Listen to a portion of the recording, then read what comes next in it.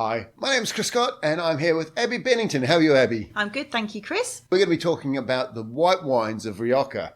And most people think of Rioja as a red wine, but they do produce these oxidative, nutty styles of Rioja. So we're going to be finding out about that. So the key grape variety in Rioja is Viura. Some people might know that as Macabeo, which is the variety that it's known as for cava production, but it is the same variety. So Viura here still is king. When I've had white Rioja, it's always come across as quite an oxidative, oaky style. You know, it's got that golden colour. Now, those white Riojas are quite famous. They are what people quite often think about when they think about white Rioja. But those styles of wine are actually no longer so much in favour. They've become a bit more niche.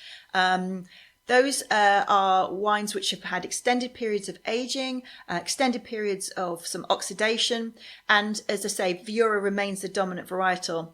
In terms of getting more interest in drinking and trying these wines, there has been more of a push towards these minimal contact, stainless steel, much fresher, fruitier styles of Viura. And these wines are very popular, easy on the wallet, and these are, I would say, are more popular styles that you'll be seeing.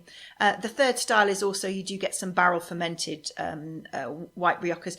I could talk about white Riojas all day because it's one of my little passion projects. But safe to say, the traditional oxidized styles are less in favour now, and that it's more about those stainless steel, minimal intervention, minimum oxygen ingress wines. Would you call them Jovens? Yes, I suppose those, you're talking about the stainless steel types. Yeah, you would call them Jovens or Generica or generic whites, yeah. Just on that, you don't actually hardly ever see the word Joven or Joven or Joven, depending on your pronunciation, on the label, because it's a bit like saying, oh, I'm a cheap entry-level Rioja. So they don't say it, they just say Rioja on the label. And obviously Gran Reservas will have to be oxidative because they spend so much time in oak. But what about the Crianthas and the Reservas? Because you do get Joven, Criantha, Reserva, Gran Reserva in the whites. You do. You get Joven, which has had no oak aging whatsoever. Then you have Criantha. That has had some oak. It's significantly less than its red sisters and brothers.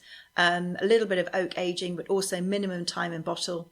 Reserva, the same, and Gran Reserva. You said that the Jovens are more popular, but barrel fermentation, do any of those levels need barrel fermentation, or is it all about the post-fermentation maturation? My understanding is not the barrel fermentation styles of whites that you're seeing coming out of Rioja are very much smaller producer led, or not some of the bigger producers, and it's becoming more of a sort of a niche thing. What I can tell you is the demand for white wines coming out of Rioja is increasing.